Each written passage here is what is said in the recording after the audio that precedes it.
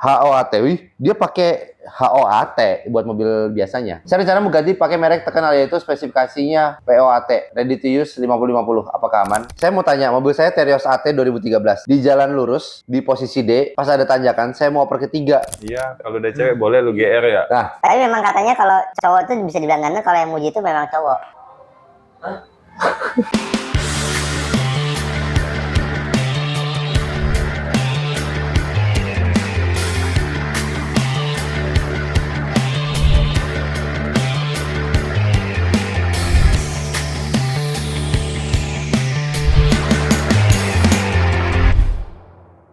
kembali lagi di channel YouTube Domo Transmisi di Obsesi, obrolan seputar transmisi episode 83. 93. Oh iya, 93.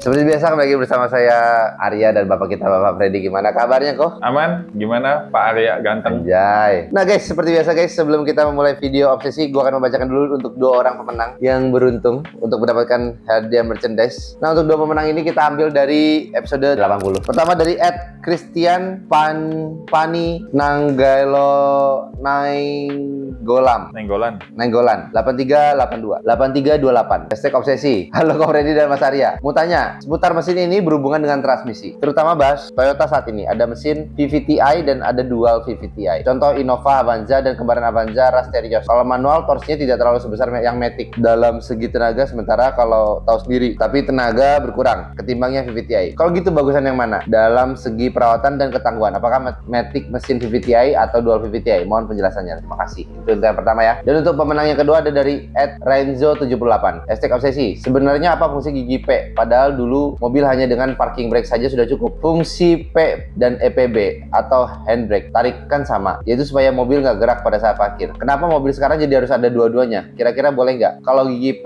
nggak dipakai, jadi parkir pakai N dan diaktifkan EPB saja. Semoga dijawab. Terima kasih Ko Freddy dan Mas Arya. Nah, jadi untuk 2 orang pemenang ini boleh langsung hubungin admin ya untuk konfirmasi merchandise-nya ya. Konfirmasi akun terus nanti dapetin merchandise-nya. Oke lah, next yang pertama ya. Jadi @Haldo Herlambang 7937 #obsesi. Mau tanya Ko Freddy dan Kang Arya.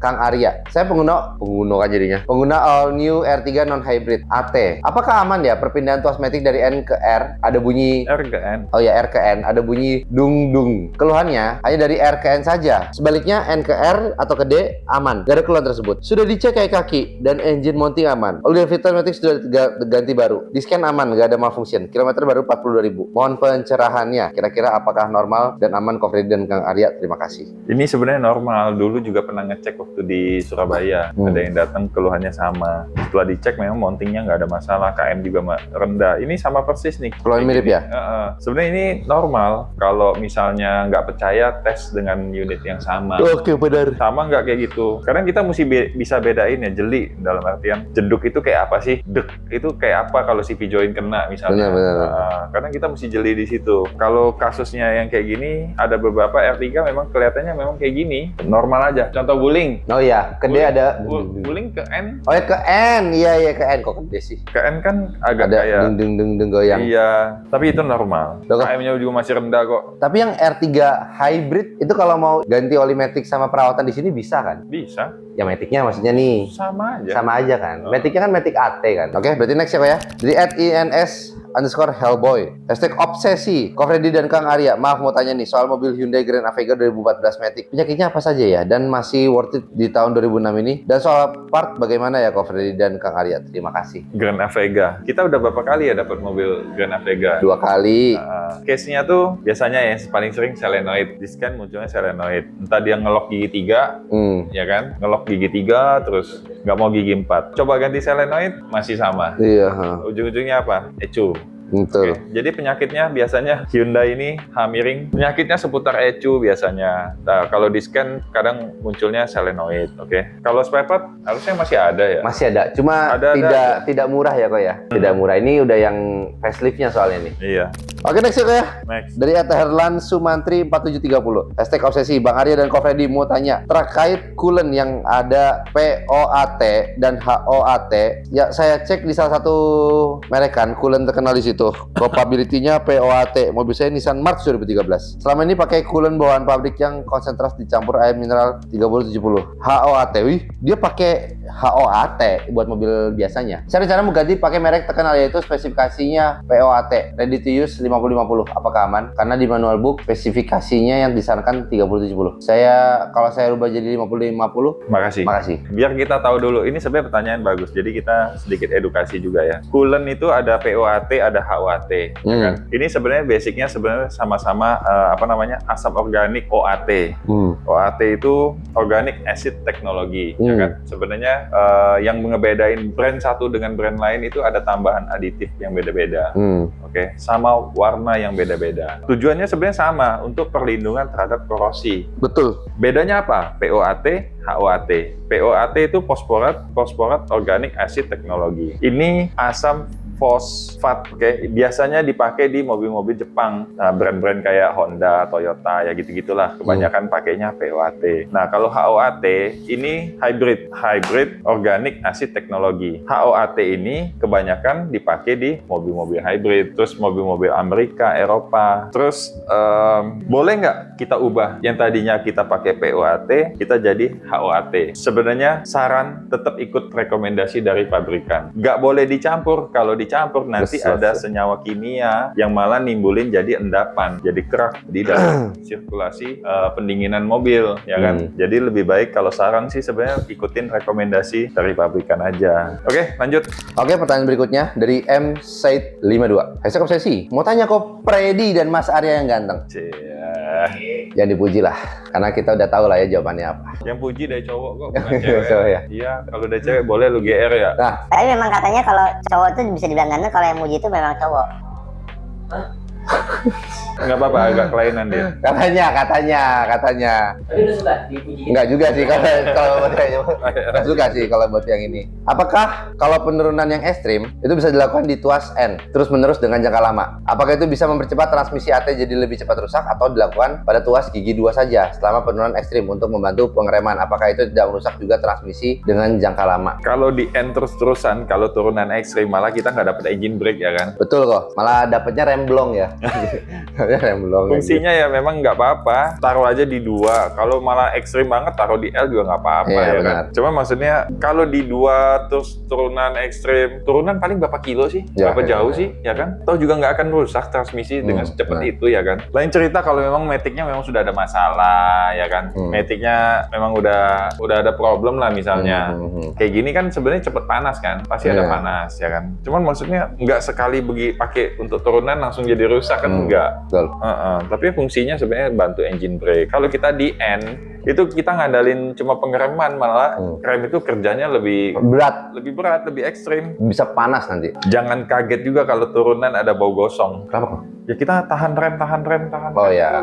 Bau gosong. Jangan kaget. Tapi memang itu lumrah itu. Maksudnya ditahan di gigi 2 itu nggak apa-apa. Cepet rusak nggak juga. Oke, next ya. Dari @Gayuh Kurniawan 4140. Hashtag obsesi. Mas dan Koh Freddy. Mau tanya, saya penasaran dengan Matic DTC. DCT ya. Dia tipe kali. Dia tulisnya DTC, DCT. Karena sekarang mulai dah banyak muncul mobil baru yang Cina pakai transmisi tersebut. Apakah perawatan sama seperti Matic umum AT atau CVT? Kelemahan apa dan problemnya? Katanya Matic-nya nggak lemot dan responsif. Thanks, mudah-mudahan dijawab. Matic 2 clutch itu sebenarnya memang lebih respon dibanding AT atau CVT. Kenapa banyak mobil sport pakai transmisinya itu, ya kan? Lebih cepat ya perpindahannya ya? Iya, shiftingnya lebih cepat. Kayaknya antara mesin transmisi itu kayaknya Nyatu banget gitu iya ya? kayak ngikut banget gitu. Ngikut banget. Beda deh, kita bawa mobil manual, terus kita ugal-ugalan, sat injeknya. Ada momentum. Iya kayaknya responnya dapet gitu, cepet ya kan. Beda kan dengan AT, CVT kan kadang digas masih ngeden, Betul. baru nanti dapet momentumnya. Kalau DCT sebenarnya yaitu perawatannya, oli matic-nya itu lebih lama dibanding AT atau CVT. Nah kita kalau ngomong 2 kelas yang kampasnya dry ya, karena dia oli itu DCTF itu fungsinya cuma untuk ngelumasin gear karena kampasnya kan kering terpisah, nggak direndam sama oli. Nah ada juga dual clutch yang wet clutch yang basah pakai oli. Kalau kita ngomong umumnya dual clutch itu range waktu untuk ganti olinya lebih lama ketimbang AT CVT. 40.000 pun nggak masih apa-apa. oke ya 40.000. Karena dia perlakuannya mirip kayak manual. Manual. Kelemahannya mobil Cina takutnya spare part-nya susah itu aja iya. kelemahannya ya kan, karena dia ngomong penasaran dengan Matic dual clutch yang mobil Cina kan. Iya. Kalau mobil dari Tiongkok tuh ya kadang kita problemnya spare part sih.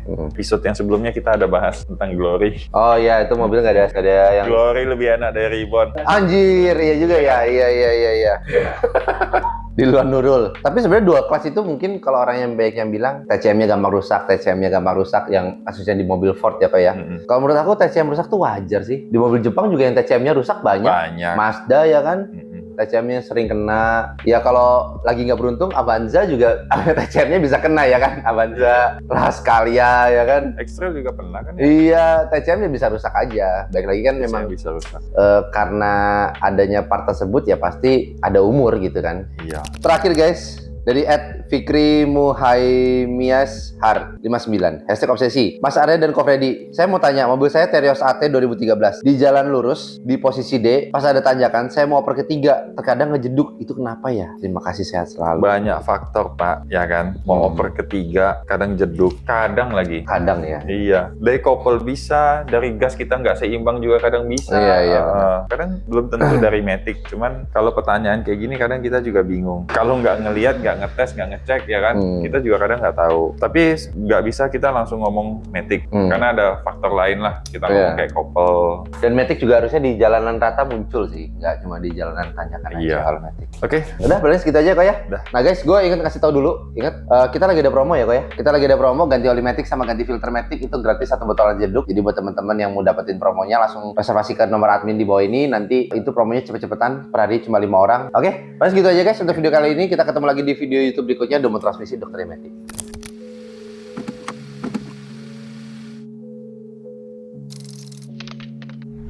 Domo Transmisi, dokternya Matic.